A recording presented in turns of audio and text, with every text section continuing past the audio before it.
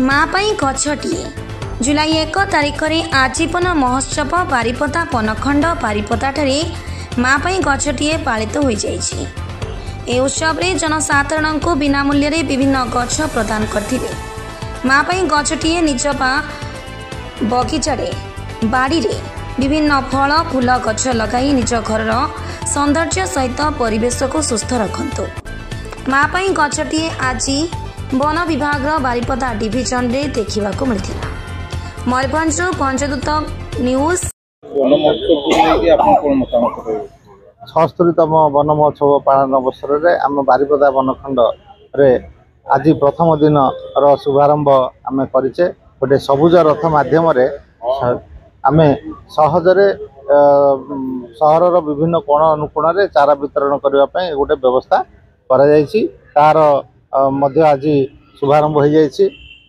या सत्वे गोटे free distribution stall गोटे आम बनखंडर कार्यालय परिसर मध्य आम गोटे करूँ। यहाँ 1 तारिख रु 8 तारिख पर्यटन चालू रगणारे समस्त को चारा वितरण करा विभिन्न प्रकार चारा वितरण करा जो लोक मैंने निज घरे कि बाड़ी रे एवं निज साई रे लगे चाहती से आसिकी नहीं पारे।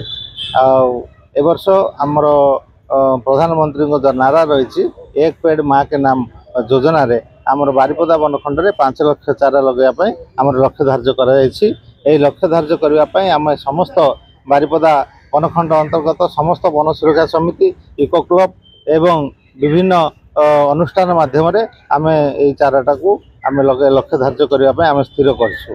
या व्यतीत प्रत्येक महिला गोटे चारा ये अमृत मित्र योजना अंतर्गत आम समस्त महिला गोटे गोटे चारा नापी अनुरोध करछू।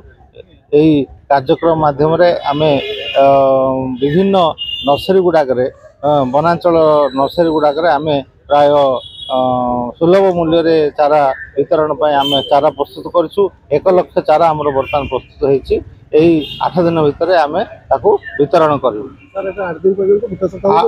जारी चलो चारा आमर माने अँला माने अँला अर्जुन बाहाड़ा हरिडा एवं कदम्ब आहरी अनेक प्रकार चारा जोटा कि पणस आंब जो चारा जे चाहिए जो प्रकार चारा फ्रूट बियरिंग चारा शेड लविंग चारा बोड़ ठू आरंभ करी देवदारू पर्यंत सबू चारा आमर प्रस्तुत होती। लोकंकर चाहिदा मुताबक चारा वितरण करा।